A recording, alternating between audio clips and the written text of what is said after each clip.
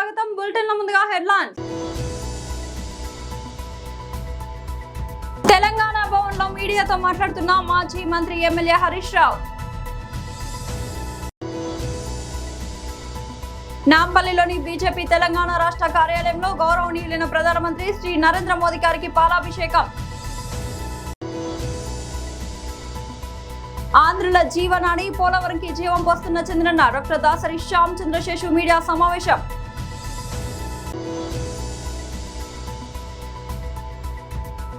రావణ్ అరెస్టుపై కొడాలి నాని సంచలన వ్యాఖ్యలు. తెలంగాణ భవన్లో మీడియాతో మాట్లాడుతున్న మాజీ మంత్రి ఎమ్మెల్యే హరీష్ రావు. సమ్మక్క బ్యారేజ్ దగ్గర నడుస్తుంది. మనకున్న system phase 1, phase 2, phase 3 Devadula 3 ఫేజులు కలుపుకొని రోజుకు 2542 క్యూసెక్కుల నీళ్ళు ఎత్తచ్చు. కానీ ఈరోజు కాంగ్రెస్ ప్రభుత్వం కేవలం 900 క్యూసెక్కులు మాత్రమే ఎత్తుతుంది. కేవలం 900. ఫేజ్ 1 దేవాదుల్లో 2 మోటార్లుంటే ఒకటే నడుపుతున్నారు. ఫేజ్ 2 దేవాదుల్లో 2 మోటార్లుంటే ఒకటే నడుపుతున్నారు. ఫేజ్ 3 దేవాదుల్లో 6 మోటార్లుంటే 2 మోటార్లు నడుపుతున్నారు. అక్కడ రామప్ప చెరువులో దాని కెపాసిటీ 2.9 టీఎంసీ. ఈరోజు 1 టీఎంసీ నీళ్లు ఉన్నాయి. అందులో నింపుకునే అవకాశం ఉన్నా నింపుతలేరు మీరు. అదేవిధంగా ధర్మసాగర్ కెపాసిటీ 1.5 టీఎంసీ, ఇవాళ కేవలం 0.5 టీఎంసీ ఉంది. వరంగల్ జిల్లాలో 75-80% చెరువులు ఎండిపోయి ఉన్నాయి. అరే అంత అద్భుతంగా నది ప్రవహిస్తూ ఉంటే సిస్టమ్ అంతా కూడా BRS party phase 1, phase 2, phase 3 Devadula పూర్తి చేసి రోజుకు 2542 క్యూసెక్కుల నీళ్లు ఎత్తుకునే అవకాశం ఉంటే కూడా నీ గురుదక్షిణ చెల్లింపులో భాగంగా నీ చంద్రబాబుకు కిందికి ఇడిచిపెడుతున్నాడు. ఎందుకు మోటార్లు ఆన్ చేస్తలేవు? ఇక్కడ ఎన్డీఏ అడ్డం లేదు, రిపేర్లు లేవు, ఏది లేదు కదా. కట్నీళ్ళు పెట్టిన పొయ్యిలు ఎక్కుంది. ఆడ మోటార్లు వచ్చి నువ్వు వరంగల్ జిల్లాను ఎందుకు సస్యశ్యామలం చేస్తలేవు? నువ్వు ఆ రోజుకు 0.5 టీఎంసీ 2500 అంటే రోజు 0.5 టీఎంసీ మరి ఎందుకు ఎత్తలేవు? నీ నీ నీ నీ నీ ఉద్దేశం ఏందని నేను అడుగుతా ఉన్నా. Is it not failure of your government? సోయి లేదు మీకు. గోదావరి నీళ్లు పోతుంటే నీళ్ళు ఎత్తుకోవాలనే సోయి లేదు. ఒకవైపు కరువు వచ్చింది, ఎలినెనో వచ్చింది, ప్రపంచమంతా మంచినీళ్ళకు ఆగమవుతుంది, కరువు కోరల్లో ప్రపంచం చిక్కుకపోతుంది, రైతాంగం ఆగమవుతారని చెప్పి ప్రపంచమంతా కూడా చుక్కను ఒడిచిపెడుతుంటే నువ్వు జారవిడిస్తున్నవే. దీనికి ముందు సమాధానం చెప్పు ఉత్తమ్ కుమార్ రెడ్డి. నీళ్ల మంత్రిగా ముఖ్యమంత్రిగా మీరిద్దరు ఫెయిల్ అయిపోయినరు. కట్నీళ్లు పెట్టిన పోయేలే. కేసీఆర్ గారు ముందు చూపుతో సమ్మక్క బ్యారేజ్ కట్టిండి. అక్కడ అద్భుతంగా నీటి నిల్వ ఉంది. సమ్మక్క బ్యారేజ్లో ఈరోజు 75 మీటర్స్ లెవెల్ ఉంది. మనకు దేవాదుల మోటార్లు 71 మీటర్స్లోనే నడుస్తాయి. ఈరోజు 75 మీటర్స్ లెవెల్ ఉంది. అయినా కూడా నీ నిర్లక్ష్యం వల్ల, నేరపూరిత నిర్లక్ష్యం, క్రిమినల్ నెగ్లిజెన్స్, నీళ్లు ఉండి కూడా ఎత్తుకోకపోవడం, నీళ్లు ఉండి కూడా దాన్ని ఉపయోగించకపోవడం అనేది ఇది క్రిమినల్ నెగ్లిజెన్స్. మిమ్మల్ని ఉరిదీసినా తప్పు లేదు. నీళ్లున్నాయి, నది బారుతుంది, మోటార్లు ఉన్నాయి, సిస్టమ్ ఉంది, చెరువులు ఖాళీగా ఉన్నాయి, రిజర్వాయర్లు ఖాళీగా ఉన్నాయి, కరువు కోరల్లో చిక్కుకున్నది ప్రపంచమంతా. ఇవాళ ఎలినినోతో బాధపడుతుంటే నువ్వు నీళ్లుండి ఎత్తలేదంటే మీరు ఏ రకమైన నిర్లక్ష్యాన్ని పాల్పడుతున్నారో ముందు దీనికి సమాధానం చెప్పండి. నాంపల్లిలోని బీజేపీ తెలంగాణ రాష్ట్ర కార్యాలయంలో గౌరవనీయులైన ప్రధానమంత్రి శ్రీ నరేంద్ర మోదీ గారికి పాలాభిషేకం. ప్రధానమంత్రి నరేంద్ర మోదీ గారు తాడిచెర్ల 2 కోల్ బ్లాక్ని సింగరేణికి కేటాయించినందుకు వారికి ప్రత్యేక ధన్యవాదాలు. గతంలో బీఆర్ఎస్ పార్టీ, ఇప్పుడున్న కాంగ్రెస్ పార్టీ సింగరేణిని వాళ్ళ స్వంత ప్రయోజనాల కొరకు, వాళ్ళ కుటుంబ సభ్యులకు, వాళ్ళ బంధువులకు కాంట్రాక్ట్లు ఇచ్చి సింగరేణిని ఎట్లా దోచుకోవాలి, సింగరేణి నుంచి ఎట్లా సంపాదించుకోవాలని ఆలోచించారు. కానీ సింగరేణి యొక్క ఆదాయం పెంచాలి, సింగరేణిని దేశమంతా కూడా విస్తృతించాలనే ఆలోచన లేకుండే. ఇంతకుముందు కూడా సింగరేణి బ్యాంక్ కరప్సీ ఫైల్ చేసినప్పుడు అప్పుడు ప్రధానమంత్రి వాజ్పేయి గారు 650 కోట్ల లోన్ ఇచ్చి సింగరేణిని కాపాడారు. ఇప్పుడు నరేంద్ర మోదీ గారి ప్రభుత్వము మొన్న నైనీ కోల్ బ్లాకు, మళ్ళీ ఇప్పుడు తాడిచెర్ల 2 కోల్ బ్లాక్, ఈ రెండింటిని కూడా సింగరేణికి కేటాయించి సింగరేణికి దాదాపు 30-40 సంవత్సరాలకు సరిపడే నాణ్యమైన బొగ్గుని వేల కోట్ల రూపాయల ఆదాయము, అదేవిధంగా దాదాపు 2700 మందికి కొత్త ఉద్యోగ అవకాశాలు కల్పించినందుకు నరేంద్ర మోదీ గారికి ధన్యవాదాలు. సింగరేణి ముద్దుబిడ్డగా, ఈ ప్రాంతంలో పుట్టి పెరిగిన వ్యక్తిగా, సింగరేణి ఉద్యమం సమయంలో సింగరేణి కార్మికులకు జరుగుతున్న అన్యాయము తెలిసిన వ్యక్తిగా కేంద్ర మంత్రి బాధ్యతలు చేపట్టిన 2 సంవత్సరాలనే అటు నైని విషయంలో కేంద్ర మంత్రి కిషన్ రెడ్డి గారి చొరవతోటి ఒరిస్సా రాష్ట్రంతో మాట్లాడి నైని 72,000 కోట్ల రూపాయలు రెవెన్యూ వచ్చే కోల్ బ్లాక్ని సింగరేణికి ఇప్పించిన కిషన్ రెడ్డి గారు, మరొకటి తాడిచెర్ల 2 కోల్ బ్లాక్ 64,000 కోట్ల రెవెన్యూని సింగరేణికి ఇప్పించినందుకు ప్రత్యేకంగా కేంద్ర మంత్రి కిషన్ రెడ్డి గారికి సింగరేణి ప్రాంత ప్రజల తరఫున, సింగరేణి 41,000 మంది కార్మికుల తరఫున, 30,000 మంది కాంట్రాక్ట్ అవుట్సోర్సింగ్ కార్మికుల తరఫున కిషన్ రెడ్డి గారికి ప్రత్యేక ధన్యవాదాలు. ఈరోజు గత పాలకుల అవినీతి పరిపాలన వల్ల కావచ్చు, అసమర్థ పరిపాలన కావచ్చు, కుటుంబ పరిపాలనగా చేసిన బీఆర్ఎస్ కావచ్చు, అంతకుముందు కాంగ్రెస్ కావచ్చు, ఈరోజు సింగరేణి ఒక బంగారు గనిని ఈరోజు అనేక కష్టాల్లోకి తోసివేసిన దుర్మార్గపు పరిపాలన నుంచి మరి ఈరోజు దాన్ని నష్టాల్లోంచి లాభాల్లో తీసుకురావడానికి, సింగరేణి కార్మికుల భవిష్యత్తుని కాపాడటం కోసం మరి భారతీయ జనతా పార్టీ ఆధ్వర్యంలో మరి కిషన్ రెడ్డి గారు కేంద్ర ప్రభుత్వాన్ని మెప్పించి ఒప్పించి అటు నైని బ్లాక్ కావచ్చు, ఇప్పుడు తాడిచెర్ల 2 బొగ్గు బ్లాక్ని మరి సింగరేణికి ఇప్పించటం వల్ల మళ్ళా ఈ రోజున సింగరేణి కార్మికులు, సింగరేణి ఆధారపడిన అనేక మంది ఈ తెలంగాణ ప్రజలందరూ కూడా ఈరోజు చాలా సంతోషంగా మళ్ళీ భవిష్యత్తు అంధకారం నుంచి మరి ఆనందమయంగా జరిగే ఈ పరిస్థితుల్లో మరి నరేంద్ర మోదీ గారికి ఈ రోజున భారతీయ జనతా పార్టీ తెలంగాణ శాఖ, మరి ముఖ్యంగా ఖమ్మం జిల్లా శాఖ, మంచిర్యాల జిల్లా నుంచి కూడా ఈరోజు నరేంద్ర మోదీ గారికి పాలాభిషేకం చేసి ఈరోజు వారికి ధన్యవాదాలు అర్పిస్తున్నాం. మరి ఇదే విధంగా ముందు సింగరేణిలో నెలకొన్న అవినీతి మొత్తాన్ని కూడా బయటికి తీయాలని చెప్పి భారతీయ జనతా పార్టీ డిమాండ్ చేస్తుంది.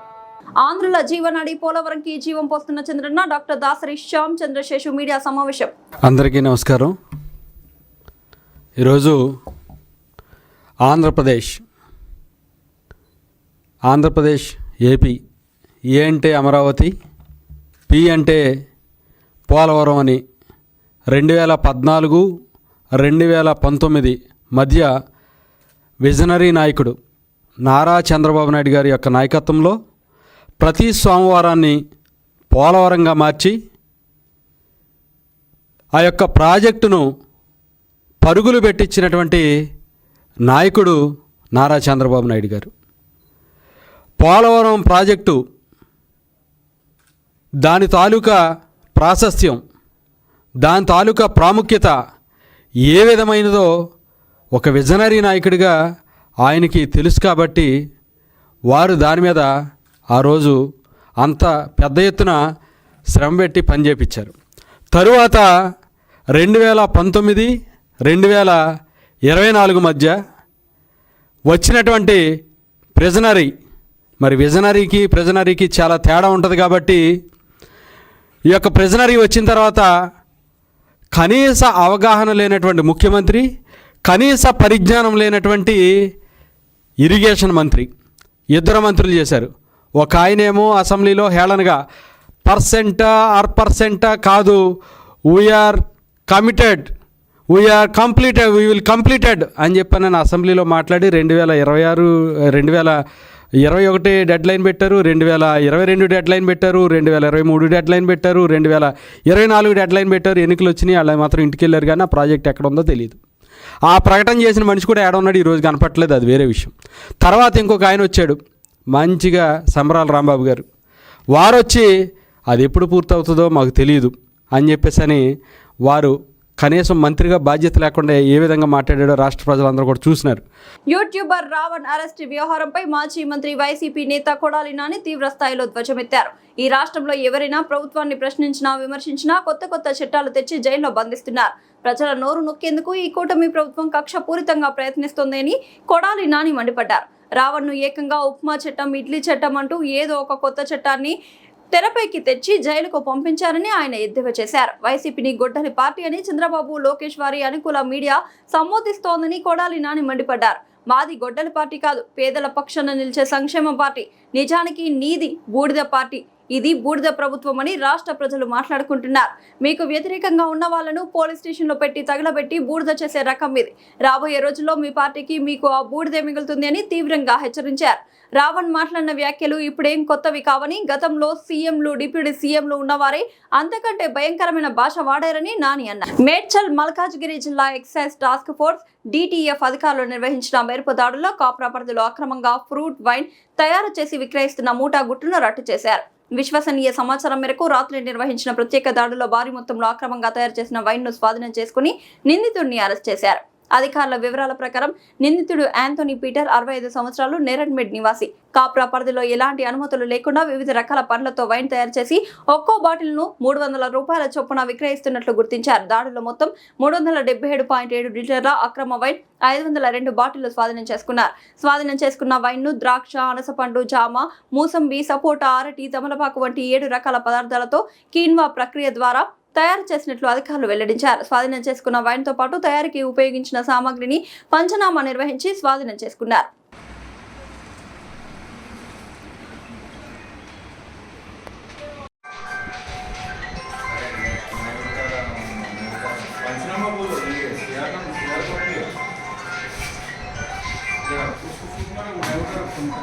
మాజీ ముఖ్యమంత్రి డాక్టర్ వైఎస్ రాజశేఖర రెడ్డి జన్మదినం సందర్భంగా ఖమ్మం జిల్లా నేలకొండపల్లి మండల కాంగ్రెస్ నాయకులు మరియు నేలకొండపల్లి పట్టణ కాంగ్రెస్ నాయకులు, నేలకొండపల్లి మండల కాంగ్రెస్ అధ్యక్షుడు కొడాలి గోవిందరావు, పొంగులేటి శ్రీనివాసరెడ్డి క్యాంప్ ఇన్ఛార్జ్ రాయపూడి నారాయణరావు, వ్యవసాయ మార్కెట్ చైర్మన్ వెన్నుపూసల సీతారాములు, మాజీ sarpanch Rayapudi Naveen, Bhadrachalam trust board member Dosapati Chandrasekhar, Paleru నియోజకవర్గం బీసీసీఎల్ అధ్యక్షుడు జర్రిపోతుల సత్యనారాయణ, కాంగ్రెస్ తెలంగాణ రాష్ట్ర కాంగ్రెస్ పార్టీ ప్రధాన కార్యదర్శి జర్రిపోతుల అంజీ, వంగవీటి రవీంద్రబాబు మరియు కాంగ్రెస్ పార్టీ నాయకులు పాల్గొని డాక్టర్ వైఎస్ రాజశేఖర రెడ్డి జన్మదిన వేడుకలు ఘనంగా నిర్వహించారు.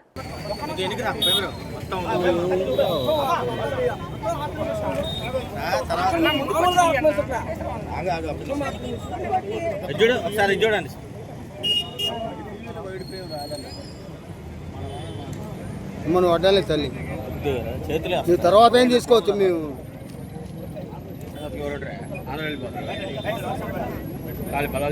తీసుకోండి తర్వాత తీసుకోవచ్చు గంటకి మిక్సీ పంపించాం వీడియోలో పట్టు చూడండి.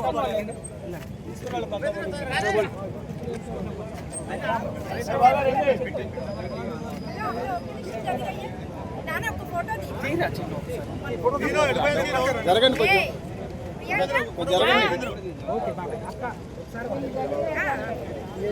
కొంచెం జరుగు.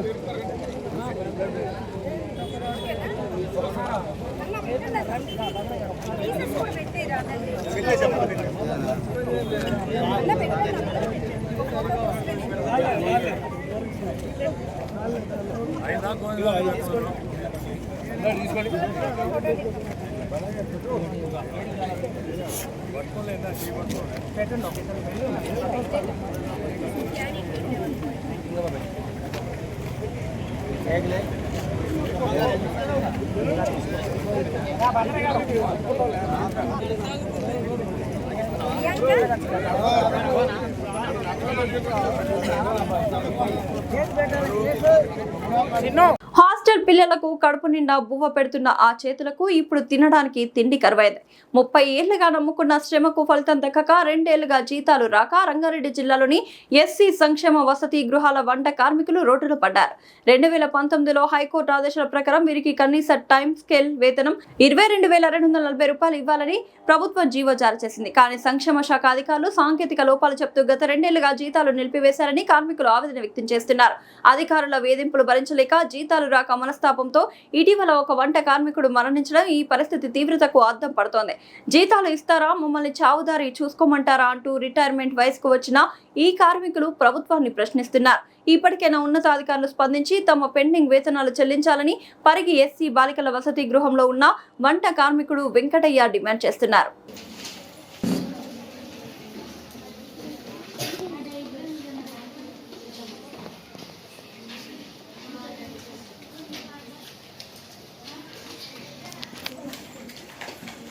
నువ్వు బయట నుంచి రాపు బయట నుంచి రాపు పోలీసు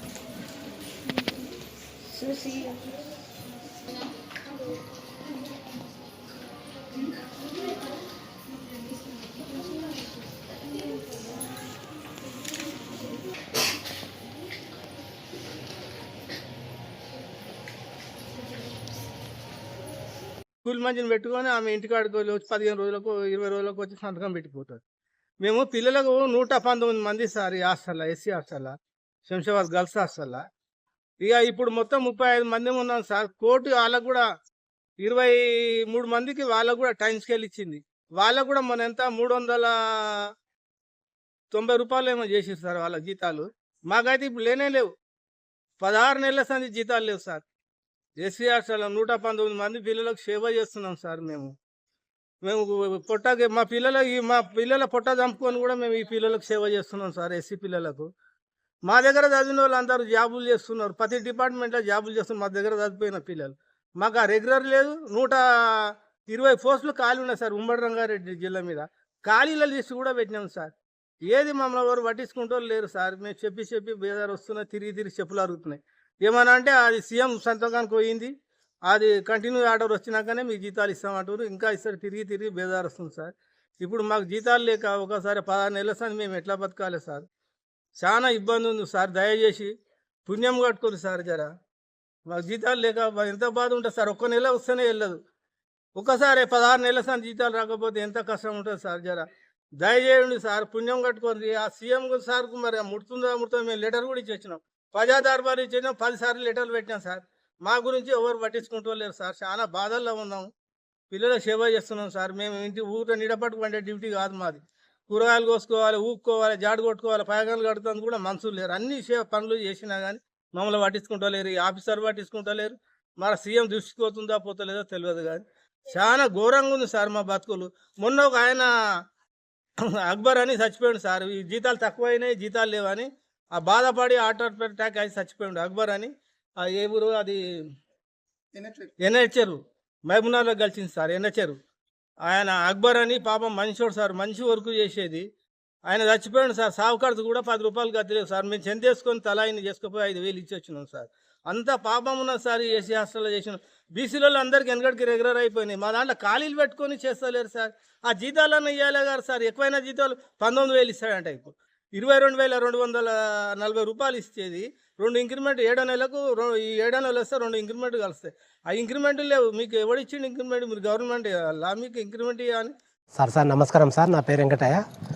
ఎస్సీ గర్ల్స్ హాస్టల్లో వికారాబాద్ డిస్ట్రిక్ట్లో పనిచేస్తున్నాను సార్. నేను మనకు 16 నెలల నుండి జీతాలు లేక నేను చాలా ఇబ్బందులు ఉన్నాము సార్. మేము 18 మంది ఉన్నాము. టైం స్కేల్ వాళ్ళము. మా జీతం ఇంతకుముందు 22,240 రూపాయలు మాకు ఉండేది సార్. ఇప్పుడు 19,000 చేస్తామని దాన్ని ఆపేసిండ్రు. 16 నెలలు అవుతున్నాయి సార్. ఆ జీతం కోసము చాలా ఇబ్బందిగా ఉన్నది నాకు. నా జీతము మా 18 మంది జీతాలు ఆపేసిండ్రు. దాని నుండి మాకు జీతాలు వస్తే బాగుండే సార్. నాకు చాలా ఇబ్బందులు ఉన్నాయి, ఆర్థిక ఇబ్బందులు. నేను ఈ గత సంవత్సరంన్నర నుండి నేను బతుకుదెరుగు చాలా కష్టం నాకు. మా భార్య కూలి పని చేసి నాకు మంచిగా చూసుకుంటున్నాను సార్. నాకు చాలా ఇబ్బంది ఉన్నది. గవర్నమెంట్ ఏదైనా సహకరించి మా జీతాలు మాకు వచ్చేటట్లు చేస్తే చాలా కృతజ్ఞత తెలుపుతున్నాను సార్ వాళ్ళకు. నేను ఎట్లా చేసి మన వికారాబాద్ డిస్టిక్లోనే 9 మంది ఉన్నాం సార్. ఉమ్మడి రంగారెడ్డి డిస్టిక్లో 11 మంది ఉన్నారు సార్. మొత్తం 18 మంది కూడా చాలా మంది చచ్చిపోయారు సార్. నా సోదరుడు నాకు ఎన్నచెడు గ్రామం నుండి ఎన్నచెడు హాస్టల్లో పనిచేస్తున్నాడు సార్. ఎస్సీ బైస్ హాస్టల్లో. ఆయన కూడా మొన్న 9వ తారీఖున కాలమైంది సార్. ఆయనకు జీతము 22,240 ఉన్నందుకు మళ్ళీ ఉండే జీతాన్ని తీసుకుపోయి 19,000 కేసకల్లా ఆయన అటాక్ అని తట్టుకోలేక అయ్యో ఇట్లా అయిందా అని బాధతోటి కుప్పగులిపోయాడు సార్. అది మంచం మీద అంటే మంచం మీద పొగిలిపోయాడు సార్. అట్లాంటివి కాకుండా మమ్మల్ని అందరూ ఆవేదన చాలా గురి ఉన్నాం సార్. మాకు ఆయన వచ్చినప్పుడు మాకు ఇంకా ఎక్కువ తోయకొచ్చింది సార్. మాకు ఎట్లా చేసి గవర్నమెంట్కి ఒక జీతం మాకు ఇచ్చి వెళ్ళిపోయిన బాబు తోటి పనులు అన్నా కూడా వెళ్ళిపోయిన రేపు పొద్దుల అవన్నీ కూడా తయారున్నాం సార్. మా 16 నెలల నుండి జీతం ఉన్నది సార్. ఈ 30 తారీఖు అయితే 16 నెలలు మట్టమైతే సార్ మాకు. మా జీతం మాకు వచ్చేటట్లు చేసి బాబు మీరు బంద్ అండి అంటే మేము బంద్ కానీ కూడా తయారున్నాం సార్. మాకు ఇప్పుడు పెద్ద సర్వీస్ ఏం లేదు సార్. 2-3 ఏళ్ళ కంటే ఎక్కువ లేదు మాకు. ఈ 18 మంది కూడా చాలా మంది చచ్చిపోయారు సార్. ఇప్పుడు 16-17 మంది ఉన్నాము. మా 17 మంది జీతాలు ఇస్తే చాలా మంచిగా ఉంటుంది సార్. మేము బులెటిన్ ముగించే ముందు హెడ్లైన్స్ మరోసారి. తెలంగాణ భవన్లో మీడియాతో మాట్లాడుతున్న మాజీ మంత్రి ఎమ్మెల్యే హరీష్ రావు. నాంపల్లిలోని బీజేపీ తెలంగాణ రాష్ట్ర కార్యాలయంలో గౌరవనీయులైన ప్రధానమంత్రి శ్రీ నరేంద్ర మోదీ గారికి పాలాభిషేకం. ఆంధ్రుల జీవనాడి పోలవరంకి జీవం పోస్తున్న చంద్రన్న. డాక్టర్ దాసరి శ్యామ్ చంద్రశేషు మీడియా సమావేశం.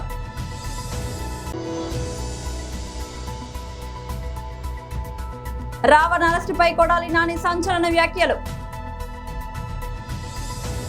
ఇది ఇవాల్టి బులెటిన్ అప్డేట్. మరొక బులెటిన్లో మళ్ళీ కలుద్దాం. అంతవరకు సెలవు.